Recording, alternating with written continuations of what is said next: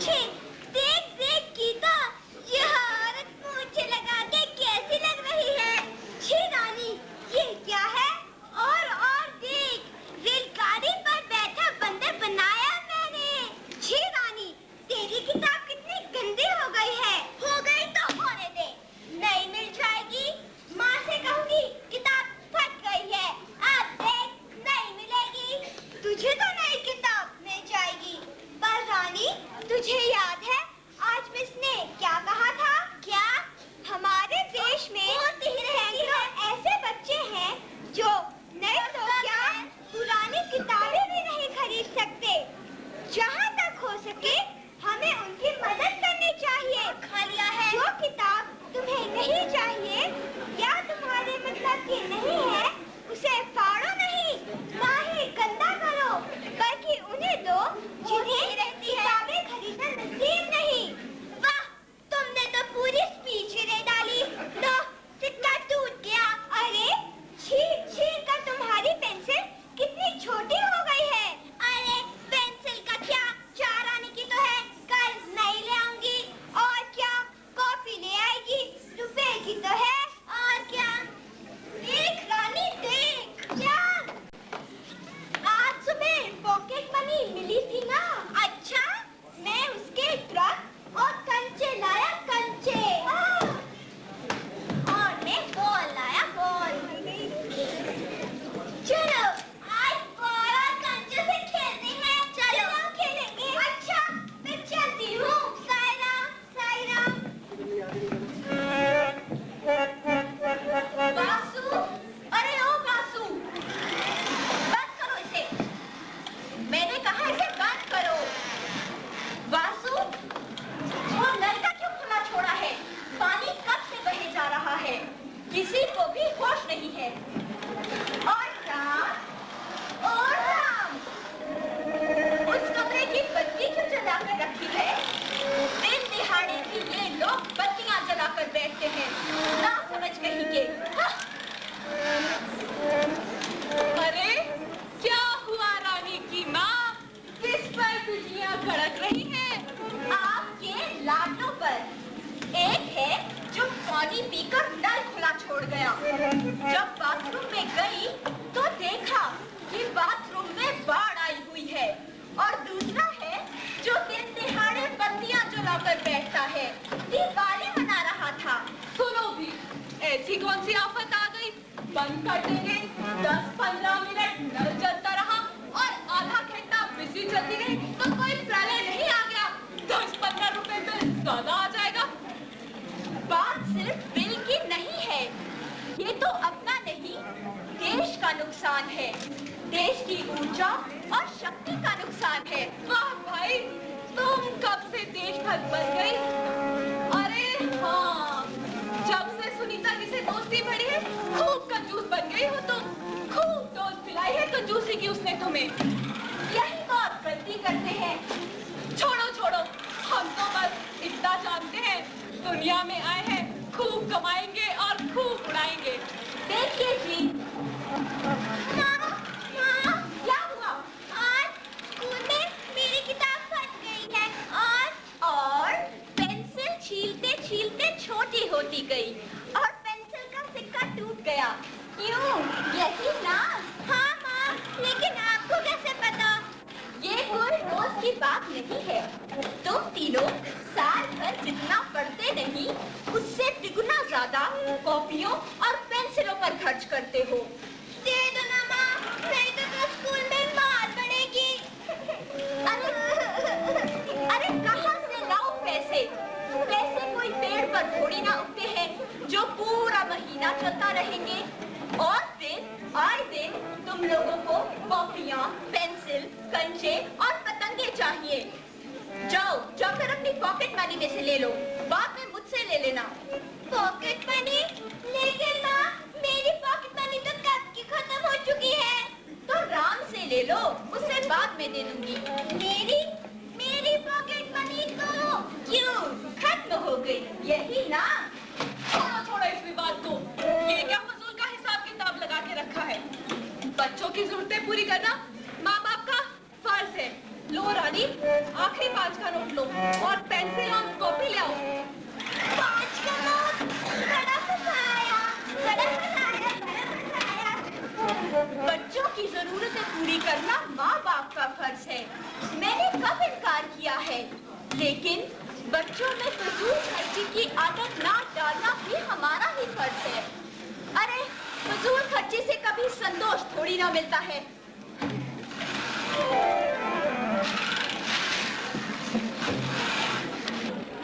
अच्छा पिलाती हूँ। अरे सुनो, एक जरूरी खबर। क्या क्या हुआ? पिछले वर्ष सूखा पड़ने के कारण इस वर्ष पानी में बेहद कमी आई है। अतः कल से बिजली की सप्लाई में कटौती होगी।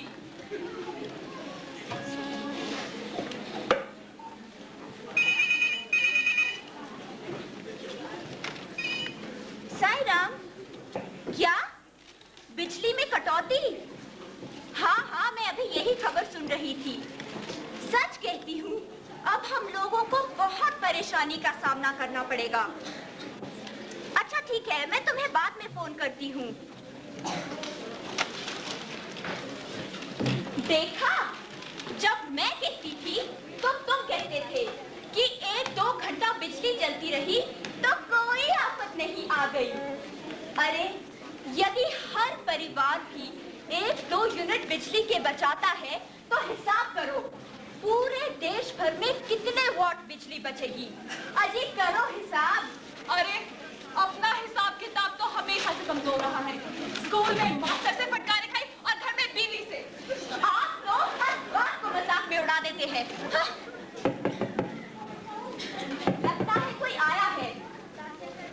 साईराम राज, साईराम शर्मा जी। कहो सुनीता बहन, कैसे आना हुआ? महिला विभाग की तरफ से हम गरीब बच्चों को किताबें और कॉपियां देने की सोच रहे हैं, तो इसके लिए सहायता लेने आई हूँ। श्रद्धा और शक्ति से जितना हो सके उतना दे दीजिए। माफ करना सुनीता बहन, लेकिन महीने का आखिर है। अभी अभी मैंने आखिरी 5 का नोट रानी को किताबों के लिए दिया है। किताबों के लिए? अभी तक किताबें ली नहीं? अरे ली क्यों नहीं, लेकिन आए दिन फाड़ देते हैं। रोज एक नई कॉपी और रोज एक नई पेंसिल। पता नहीं कैसी पढ़ाई है इन लोगों की। और फिर कॉपियाँ और पेंसिल कौन से सस्ते हैं? सस्ते तो नहीं है, पर खैर बुरा न मानना श्रीमती शर्मा, पर हम बच्चों में बचत की आदत नहीं डालते और बाद में तकलीफ हमको ही होती है। माँ, देखो मेरी नई किताबें और नई पेंसिल। साईराम जी। साईराम बेटे। क्यों राज बहन, रानी बेटी अपनी पॉकेट मनी से जमा की हुई राशि का कुछ हिस्सा दे दे, जैसे इसकी सहेली गीता देती है। कोई बात नहीं, अब तक तुम खर्च करती आई हो तो कोई बात नहीं। आज ईश्वरम्मा दिवस के अवसर पर मैं तुम्हें एक उपहार देती हूँ। लो, आज बाजार से आते हुए अपने गोपाल के लिए लाई थी, पर वो तो गीता के साथ एक ही डिब्बे में पैसे जमा कर रहा है। तुम्हारी जरूरत उससे ज्यादा है, तो ये लो अपनी आंटी की ओर से। धन्यवाद आंटी। सिर्फ धन्यवाद ही नहीं बेटे, अपने रोज का जेब खर्च इसमें डालो। फजूल में टॉफियाँ खाने और पेंसिल तोड़ने से क्या मिलेगा? बाबा कहते हैं कि बूंद बूंद से ही तालाब भरता है। अच्छा आंटी, पैसे या कोई भी चीज ठीक है, हमारी अच्छी बेटी कितनी राशि जमा करती है? मैं करूंगी आंटी, और गरीब बच्चों को किताबें और पेंसिलों के लिए अपनी पॉकेट मनी से पैसे दूंगी, जैसे गीता देती है। शाबाश आंटी, यह तो सरासर भेदभाव है। मैं भी तो आपका बेटा हूँ ना। क्यों नहीं, तुम्हें बासु को और गोपाल को ही यह सच्चाई का मिलेगी। पर पहले एक डिब्बे में जमा करना शुरू करो, देखते हैं आने वाले महीने में कितनी कुर्बानी करते हो, कंचे और पतंगे कितनी बार खरीदते हो। मैं तो बिल्कुल नहीं खरीदूंगी आंटी, मैं भी नहीं खरीदूंगा। नहीं, ऐसा मत करो। खेलना और खेल की चीजें खरीदना भी जरूरी है, मगर सीमित मात्रा में, समझे आंटी? समझा। अच्छा अब चलूं? साईं राम।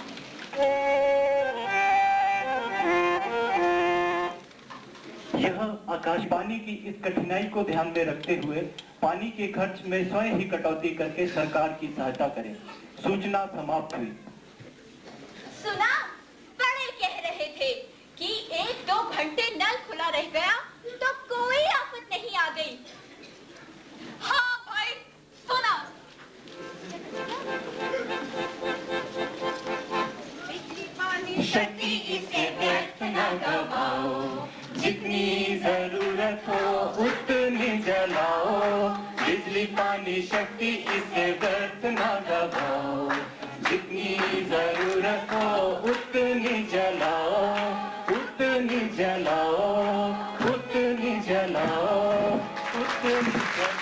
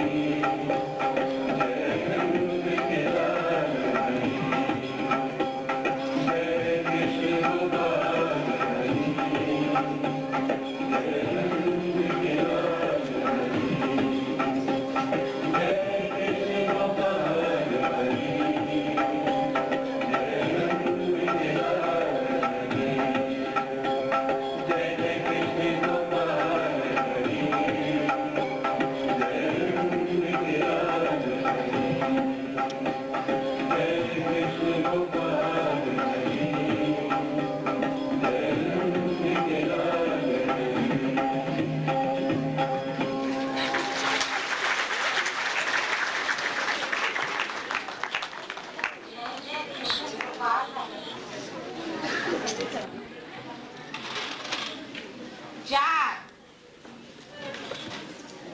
6 10 50 और ये 100। अमर, तुम हमेशा अपने पैसे गिनने में ही लगे रहते हो। कभी मेरे साथ आओ और शिरडी बाबा के प्रवचन सुनो। हाँ, मैंने शिरडी के साईं बाबा के बारे में कुछ सुना तो है।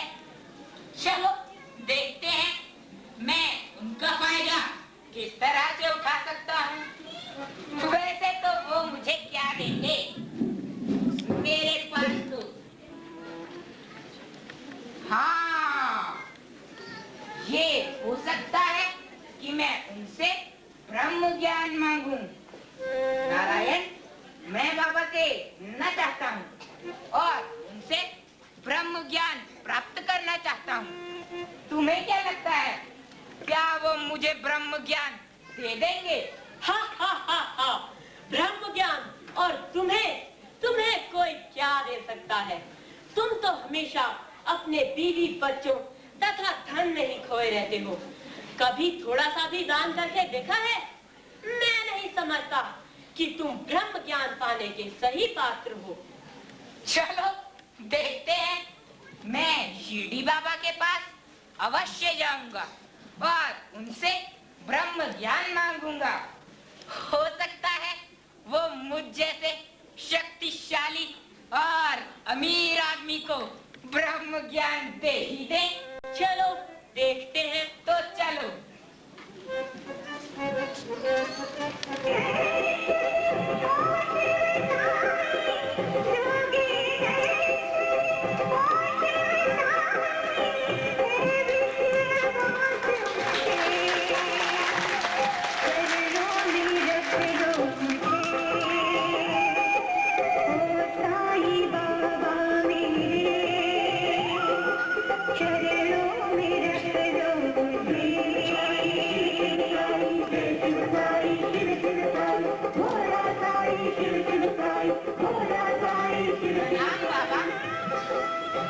बाबा, मैं बहुत दूर से आपके पास आया हूँ और लंबी यात्रा करके मैं काफी थक गया हूँ। मैंने सुना है कि आप उन सबको ब्रह्म ज्ञान देते हैं जो इसकी इच्छा रखते हैं, इसलिए मैं भी आपके पास ब्रह्म ज्ञान पाने की इच्छा से ही आया हूँ। इसलिए मुझे जल्दी से जल्दी ब्रह्म ज्ञान देने की कृपा करें ताकि मेरी यात्रा सफल बन सके। अल्लाह मालिक, मेरे प्यारे दोस्त, इतना उत्तेजित मत हो। मैं तुम्हें इसी समय ब्रह्म दर्शन करवा दूंगा। मैं किसी का उधार नहीं रखता, सब नकद लौटा देता हूं। बहुत से लोग मेरे पास धन, दौलत, मान, सम्मान, आरोग्य इत्यादि की इच्छा से आते हैं। बहुत गिने चुने लोग ब्रह्म दर्शन पाने की इच्छा से आते हैं। आध्यात्मिक मार्ग पर चलने वाले बहुत कम होते हैं और मेरे विचार से आज बहुत सौभाग्यपूर्ण घड़ी है। मैं प्रसन्नतापूर्वक तुम्हें ब्रह्म दर्शन करवाऊंगा और साथ ही साथ इसकी अच्छाइयां एवं मार्ग में आने वाली कठिनाइयों से परिचित भी करवाऊंगा। कृपया करके विराजिए तो सही। आपका परिवार कैसा है और इस समय वह कहां पर है? मेरा घर इस स्थान से बहुत दूर है और मेरा परिवार कुशल पूर्वक है। कौशिक, इधर आओ। तुम उन्हें अपने साथ क्यों नहीं लाए? बाबा, नंदू का इस समय कोई पता नहीं और उसकी दुकान पर ताला लगा हुआ है। मेरा परिवार मेरे साथ नहीं आ सका क्योंकि मैं आपसे ब्रह्म ज्ञान पाने के लिए बहुत उत्सुक था। कौशिक, तो बनिए से ही जाकर उधार ले आओ। जी बाबा। अच्छा, तो आप ब्रह्म दर्शन पाने की इच्छा से आए। बाबा, बनिए का भी समय कोई पता नहीं और उसके घर पर ताला लगा हुआ है। बाबा, कृपया करके मुझे शीघ्र ब्रह्म दर्शन करवा दीजिए। आप मेरा इतना समय क्यों नष्ट कर रहे हैं? मुझे शीघ्र ही वापस भी जाना है। मेरे प्यारे दोस्त, तुम मुझसे बहुत कठिन वस्तु मांग रहे हो, परंतु अपनी जेब में रखे 250 रुपए में से 5 रुपयों का त्याग नहीं कर सकते हो। छोटा सा त्याग किए बिना तुम ब्रह्म दर्शन पाने की इच्छा कैसे कर सकते हो? क्या तुम्हें सचमुच लगता है कि मुझे 5 रुपयों की आवश्यकता थी? नहीं, यह नाटक तो तुम्हें सबक सिखाने के लिए किया गया था। ब्रह्म दर्शन के मार्ग पर चलने के लिए एक व्यक्ति को 5 वस्तुओं का त्याग आवश्यक है। 5 प्राण, 5 इंद्रियां, 1 मन, बुद्धि तथा अहंकार। ब्रह्म दर्शन के मार्ग पर चलना ठीक उसी प्रकार कठिन है जिस प्रकार तलवार की धार पर चलना। आश्चर्य, यह बिल्कुल 250 रुपए ही है। बाबा, मुझे क्षमा कीजिए और आशीर्वाद दीजिए। अपने धन रूपी ब्रह्म को तुम अपने पास ही रखो।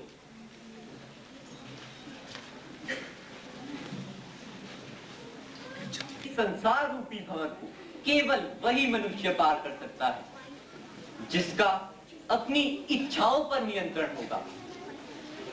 जहां किसी भी तरह का लालच होता है, वहां ब्रह्म दर्शन नहीं हो सकता।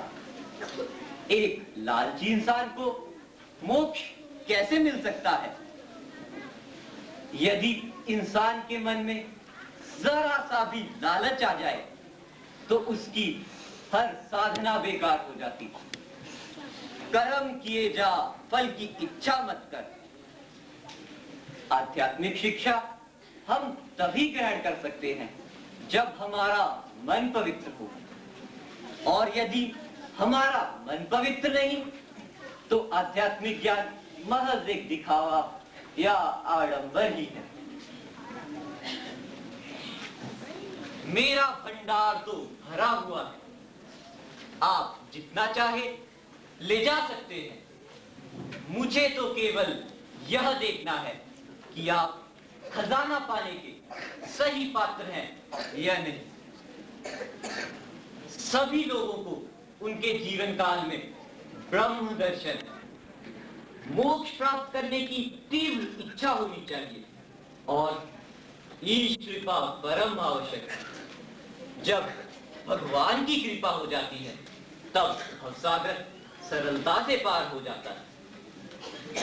भगवान, मुझे मेरी इस अज्ञानता के लिए क्षमा कीजिए और आध्यात्मिक मार्ग पर चलने के लिए सहायता दीजिए। अल्लाह मालिक।